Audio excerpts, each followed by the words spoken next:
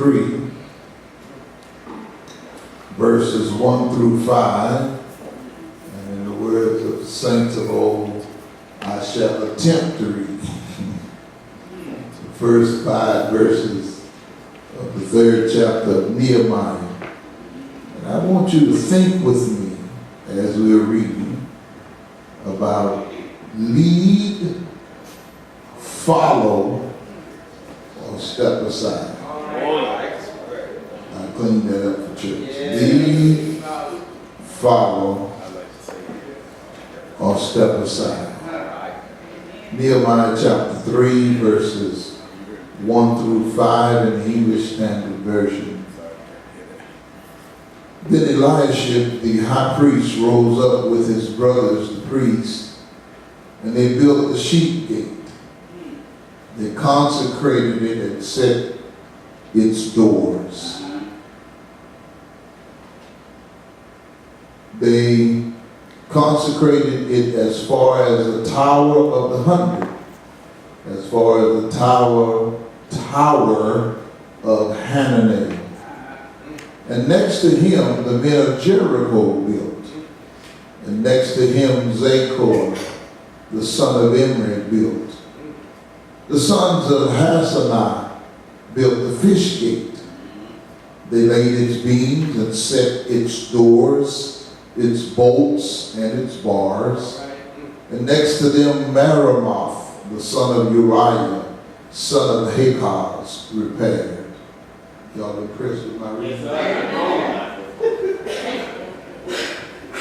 And next to him, Meshullam, the son of Berechiah, son of, and think of these, y'all know if I'm right or wrong. And Yeshezabal repaired. And next to him, Zadok, the son of Baana, repaired. And next to them, the Tekoites repaired. But their nobles would not stoop to serve the Lord. Now, much of this chapter is like what I just read. But I want to talk about lead, follow, or step aside. Lead, follow, or step aside. Thank you, those who stand for the reading of the word. I'm somewhat of a historian. I kind of pride myself in watching documentaries, particularly related to World War II. I read, I watch anything I can on that. It just captivates me.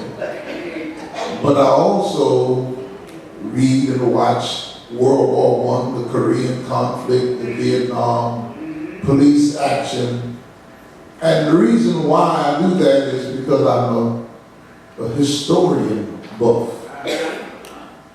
But when I go around town, I notice that there are memorials planted, stationed for those various conflicts, and that they have a list of names of those who were killed in our county in World War I, II, and the Korean conflict, and in the Vietnam War. And of course they have them in Washington, D.C. and other places. But there are a list of names. Now, I don't personally know of anyone that was killed in either of those wars. I may have had distant relatives, I don't know, but I don't really know of anything. But what it does for me is humanizes the event. To see a name causes me to personify it's no longer just in the abstract. Now that a name which leads me in thought to a family, and there are children, there was a wife perhaps, certainly a mother and a father, there are relatives, there are others that were involved in the dying of this particular individual, whoever it may have been. So the listing of the names, and ironically enough, millions of people go to these various memorials and just read names or look for particular names of individuals because it brings connection for them. That's what Nehemiah does in this chapter. He lists names, not so much that they are important, I suspect they were to them, but he lists the names so that he can personalize what's transpiring at the walls of Jerusalem. That no longer can you just leave it in the abstract. You have to think in terms of flesh and blood. That there are literally people who have involved themselves with Nehemiah to accomplish the task at hand.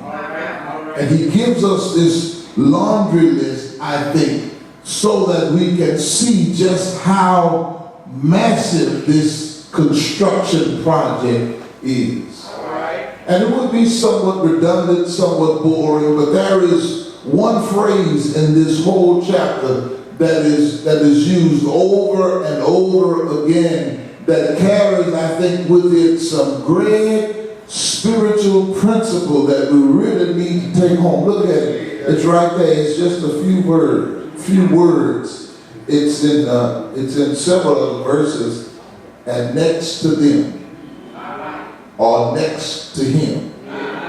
And over again, you see that refrain. And then you would see any number of families or groups, and then they would station themselves or position themselves, and then next to them, there would be another group that would be assigned a specific spot in the wall, or gate in the wall, or tower on the wall, and then next to him, or next to them, and over again, you see this idea of next to.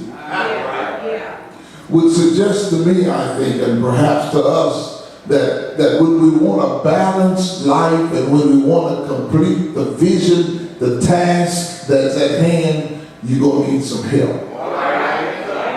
And that the family, and next to them is maybe the church.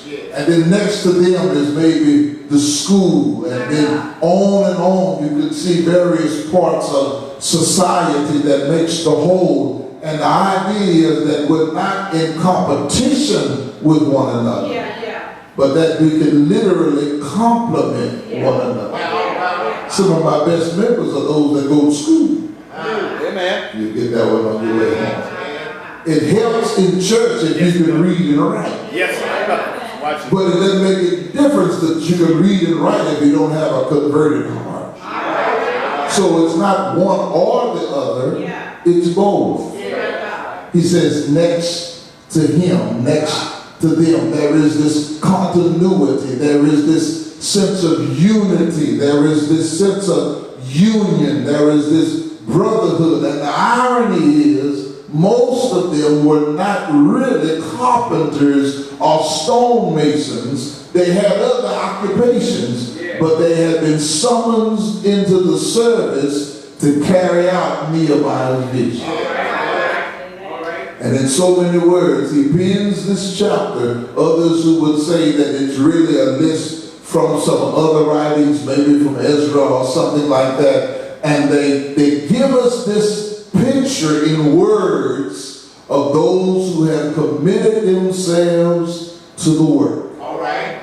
And in so many words, if you just listen carefully, you can hear him saying, lead, all right, follow, or step aside. Yeah, and in the life of the church, yes, sir. Y'all gonna help me? Yes, sir. In the life of the church, there are those who will be in positions of leadership and those who will need to lead. And certainly there are those who will need to follow. And unfortunately, there will always be an opposition group who don't want to see anything do anything. When we go on through the rest of this book, we're going to run into some more of that. But here, we're going to see it clearly that there will be those who will be spectators, but not participators. And what I want is a church full of participators and not spectators. It's not their church. It's not them against us. It's our church. And if there's any difference, it would be maybe some are in leadership, but you can't have a leader if you don't have followers. And the followers won't get anywhere if they don't have a leader. But they're not in competition against one another. They're next to him. And next to them. And next to them. So that the work can get done. Now let me lift a couple of principles out of this passage and I'll turn you loose. I'm not going to hold you long. I'll turn you loose. First of all, don't be overwhelmed by the size of the task. Don't be overwhelmed by the size of the task. I can only imagine what Nehemiah looked at when he surveyed the walls. We aren't talking about a fence line. We're talking about a massive wall around an entire city. This is not a solo project. And one cannot be overwhelmed at the massiveness of the task. Look at this picture. You can't be overwhelmed at the massiveness of the picture. The walls are in ruins. The walls are down. But he has to station persons all around the city. Look at this map. He has to station them starting in the north and all the way around the city doing various sections. Anybody know how to eat an elephant? One bite at a time. And sometimes we allow ourselves to be in a position of not wanting to do anything because we feel like we can't do everything. You may not be able to do everything, but you can do something. And why not do the something you can and not worry about the everything you can? Little boy walks along the beach. Y'all remember my story? Little boy walks along the beach and the storm had blown the sea fish in and they were strolled all along the beach. And little boy picks up one and throws them in the water. Takes a step, picks up another, throws them back in the water. And finally, an older gentleman says, son, there's thousands and perhaps millions of starfish on this shore. You can't save all of them. You can't make that big of a difference. He reaches down, picks up another, and throws them back in the water and said, I made a difference to that one. You may not be able to do everything. But you can do something. You can make a difference. You cannot allow yourself to be defeated before you get started. So if you want to better your employment circumstance, you may have to get you a better education. And before you become intimidated about, well, I can't get an associate's degree, I can't get a bachelor's degree, a master's degree, before you throw in the towel and give it up, take one class, get you some help, and you'll find out that you might can do more than you think you can. Don't be overcome by the size of the task. You don't have to tackle the whole thing, just your part. Don't be overwhelmed.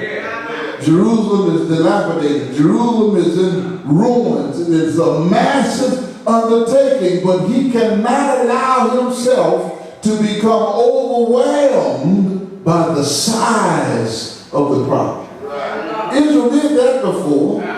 When they were trying to march into the promised land, and they said, they are giants. That was true. The land did have giants. Yes, sir. But what they messed up was they said, we are as grasshoppers in our own eyes. They allowed themselves to be overwhelmed. They forgot all about the God that had brought them back thus far is the God that would be with them.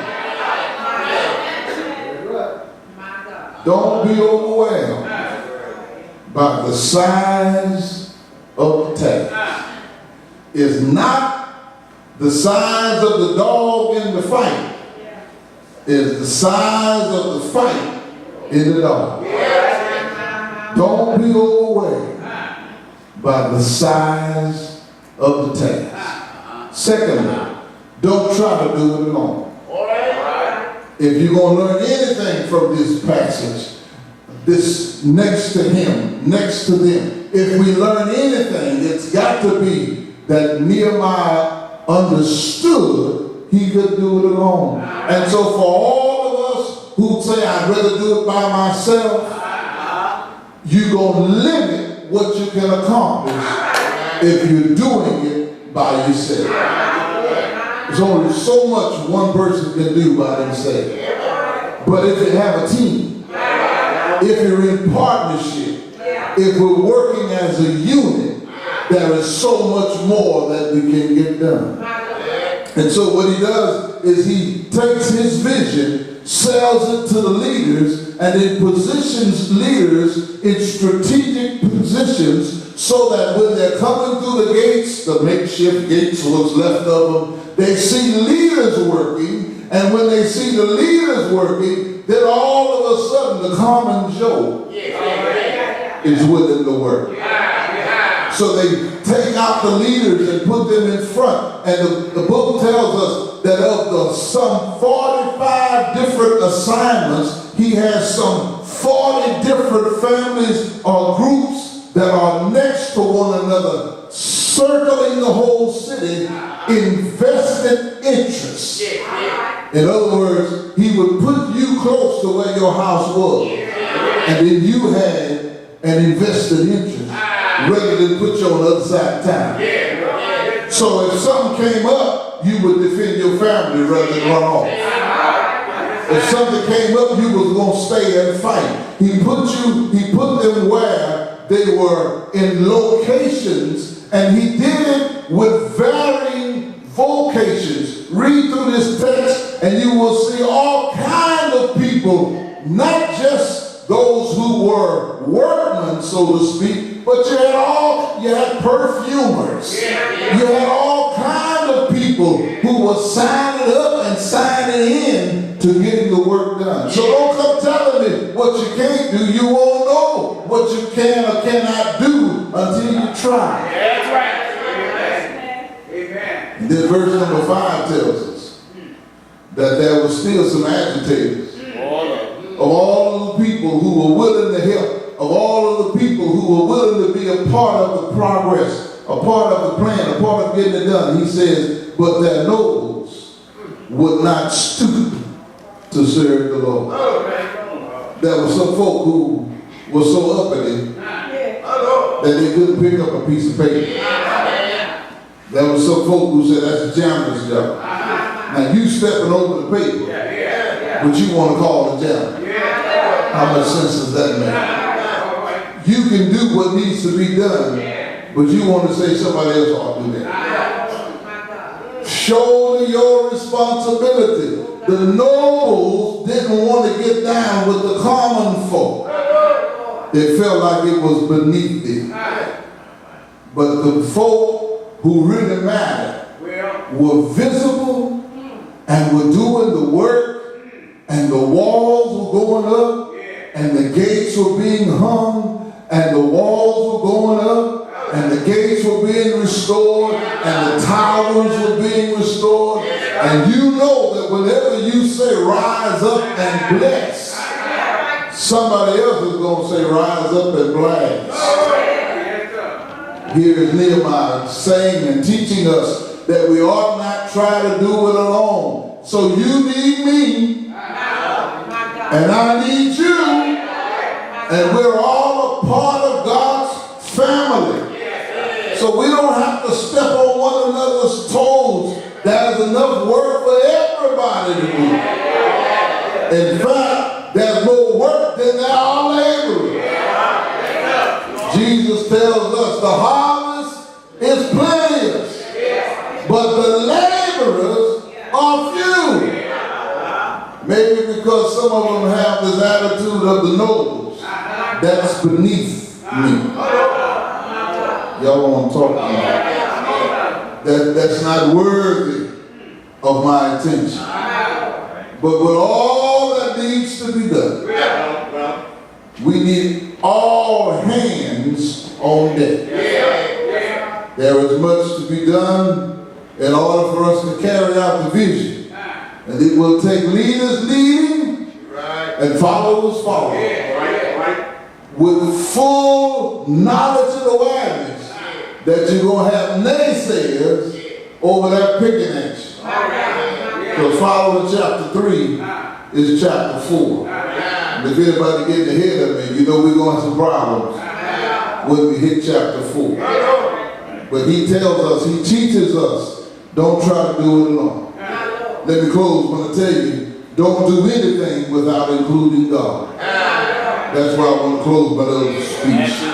Don't try to do it without including God. Back up, you read where those priests did what they did and then they consecrated it. They prayed over it. Nehemiah, before he ever started this work, had been praying. We read of him praying some 4 months before he ever got to Jerusalem. So he's already saturated and soaked in prayer. Now there ought to be somebody in the room. Y'all be quiet the whole while I've been preaching, but can y'all hear me now? There ought to be some folk in the room that know if you really pray about it, God will give you the insight. That if you're really prayerful about it, God will give you the direction that we need to go in. And so you ought to consecrate your assignment. You ought to lift it before the Lord in prayer. And know full well that God will honor your request. I hear the old folks saying, have a little talk with Jesus and tell him all about our troubles. He will hear our faintest cry.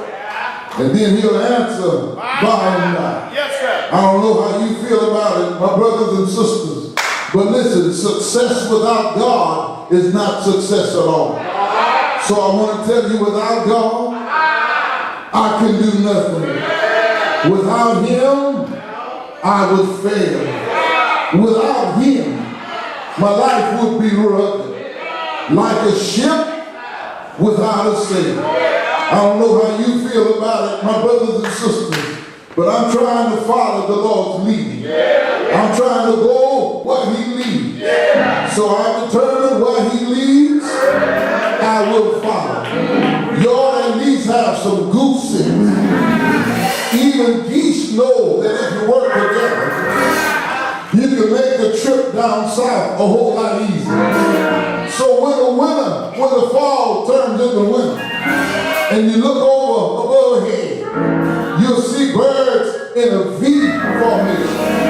Sometimes it might not even be a lot of birds, but you see them in a V formation. Now the reason they do that is because aerodynamically, they understand that there is less wind draft on the other birds when you have a lead bird. And so the load is on the lead goose. And the other geese will honk at the lead goose. All I'm trying to tell you is you ought to follow your leader. And you ought to encourage your leader. Whoever's over the mission society, whoever's over the brotherhood, whoever's over the choir, somebody in the crowd ought to honk at you and encourage you to go ahead. The lead goose takes the lead, and he's taking the brunt of the load. But after a while, when it gets heavy, when it gets weary, the lead goose will drop back, and another goose will take the lead, and they'll honk at that goose, just like they did the other goose. Because where he leads, I will follow. I don't know about you, but I'm going to follow Jesus. Take no chance on getting lost. I'm going to follow Jesus all the way from earth to glory. And he will direct our path. Come on, tell your neighbor, lead,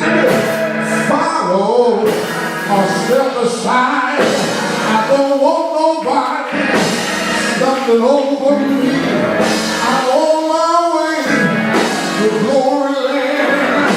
I'm on my way where the wicked see some trembling.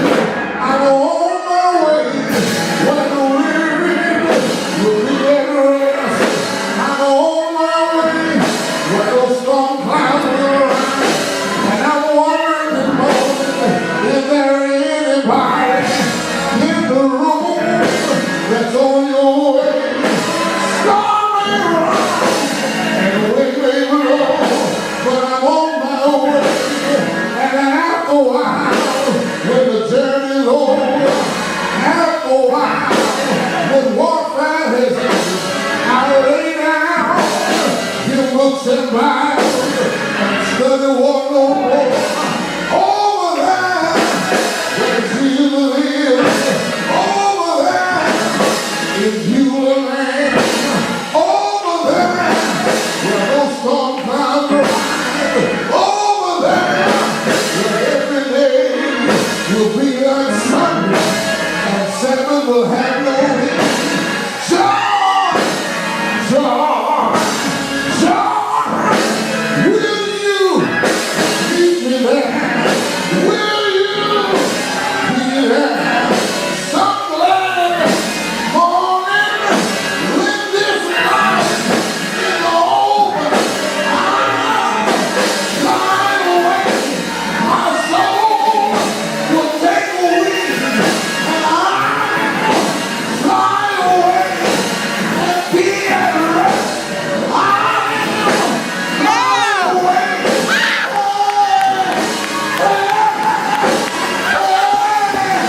Will you be there? Will you make it? I'm gonna make it because Jesus gave me the victory. He died, but didn't stay there. Sunday morning, he got up from the grave with all power, all power. Anybody here know my Jesus? Anybody here love my Lord? Can you say it? Yeah, yeah.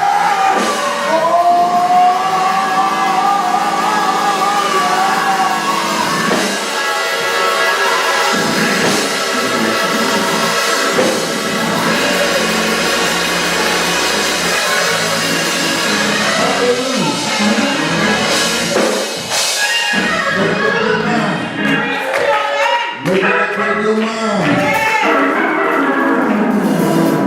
If you're in a position of leadership, you ought to lead. Quit crying, quit complaining, talking about what the people lead. And if they don't follow you, make sure you lead. If you're in a position of fathership, you ought to follow, knowing that you reap just what you sow. May not be your time this time, but when you're in leadership, you don't want somebody to follow you.